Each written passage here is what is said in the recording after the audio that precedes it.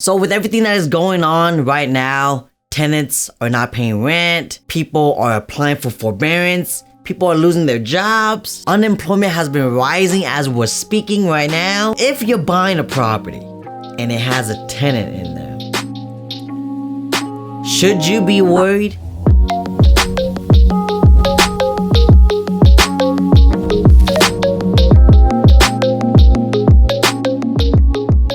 So what is going on? My name is Chia. I'm a realtor here in Sacramento and Elk Grove area. If this is your first time here, consider subscribing. I make content video like this every single week just to educate and entertain all you guys out there. So subscribe. Come on. I made a video similar to this topic a few months ago about when you're buying a property subject to inspections. And I'm not going to talk about that in this video, but I'll link it in the descriptions right below that like button so that if you have not watched it yet, you can go ahead and do that right away. So before I start with any of the information in this video, I do want to let you guys know that my personal advice is always to weed out the competition. And when you're weeding out the competition, especially when you're planning on purchasing a home that isn't such a competitive market like we see here in Sacramento right now, where homes are being pending within 16 days or so, despite COVID-19, when you're in a competitive market like that, buying a home that has a tenant in place may be a good alternative for you, because normally the buyer's pool for that type of market is very little compared to buying a traditional vacant house. So this is something I normally do advise a lot of my buyers that do have the time. But of course, whatever is best for my clients, I'm gonna go with that route. And that's why I'm making this video for all you guys, so that you guys will know the process of protecting your investment, especially when you're buying a property with a tenant that potentially may not be paying rent. So before anything, if you are planning on buying a property that has a tenant in place, make sure you know what the lease agreement is, the current lease agreement with the owner. What did he put on there? Does the tenant even have a lease agreement? Has the landlord given a 30-day notice or a 60-day notice to the tenant? Depending on how long they've lived there will determine the minimum days notice you have to give them before they could vacate the property. So make sure you double check your guidelines in your states to know exactly what that number is, so that you don't open up a can of worms for a lawsuit. Just saying. If the landlord has not provided a notice to vacate the premises yet, then you might want to find out what the lease agreement states. Is it a month-to-month now? Because if it's a month-to-month, that would be more preferred, so that you could give the tenants a update or modifications to the lease within 30 days of notifying them. But do know that if they are on a year lease or a 6-month lease, you as a new owner pursuing this purchase will have to abide by the old previous lease agreement. After everything has been uncovered and you know exactly what you're dealing with, and you are still moving forward with the purchase of the tenant being in place of that property, then here's what you got to do next. When you're buying a property, your agent should be writing up contracts to protect you.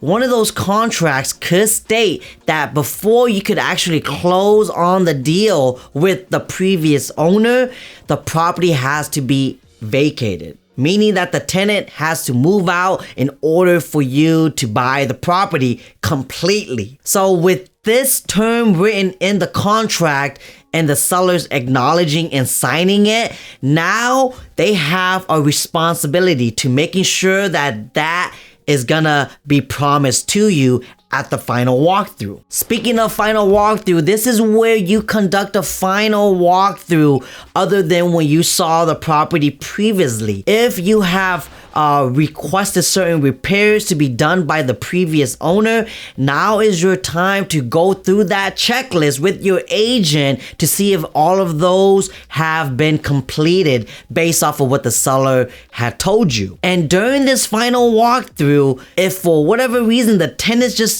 still happen to be there, then you will have to conduct another final walkthrough. This is gonna delay the escrow process, but hey, you gotta protect your money, right? So it's better that the tenants are out of there before you decide to take over the property and the responsibilities of that tenant. Another way of going about this too is if you are on a little bit of a time crunch, because maybe you are an investor planning on utilizing a 1031 exchange and time is of the essence for you, then maybe you don't mind buying a property that has a tenant. If you are in this situation, then I would highly recommend that you get your agent to write up a contract that is going to be giving you seller rent back. What does that mean? That means that even when the property closes and the tenant is still in place afterwards, you are actually the one that's going to be collecting the rent and not the previous owner. Be very careful about this. So you need to communicate this clearly, and your agent should be the one that's on top of everything to provide this information for you so that your investment is protected. Another thing you might want to consider doing is maybe find time to go and talk to the tenant, since you will most likely be the new owner of that property that they're living in. Get to know them. Do a warm introduction between the new potential landlord and your new tenant and see how they are as a certain individual. How do they take care of the property? Do they do the maintenance on it?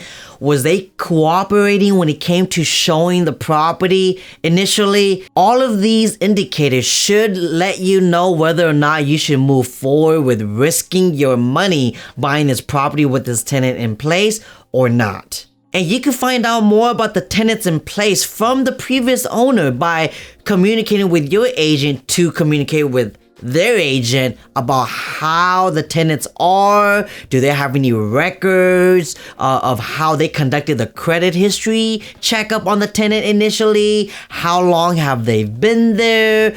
When was the last time they renewed their lease agreement with the previous owner? All of these information are vital and pretty important for you to gather and do your due diligence in the process of buying this home. If everything I stated in this video so far up until now fails, then what you could ultimately do is just extend escrow. Extending the escrow is perfectly fine if you are okay with waiting a little bit longer to get your dream home, or if time is not of the essence for you.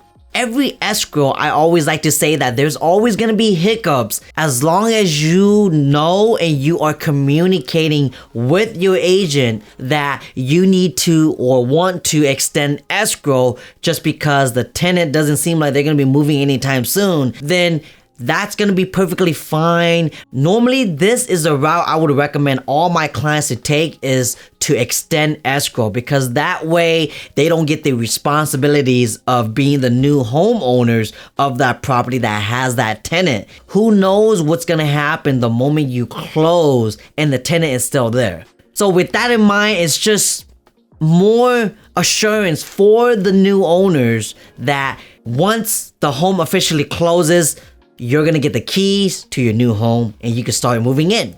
And that is it for this video, guys. Thank you guys so much for watching until the end. If you guys have more questions about this, or if you guys have already purchased a home in the past that had a tenant in it, how did you deal with it? Was it a smooth transaction? Did you have to cancel? Did you have any hiccups? Let me know in the comments down below. I would like to interact with you guys down there, right below the like button. And I think I am done talking about this topic. So I'll catch you guys in the next video. Peace out now.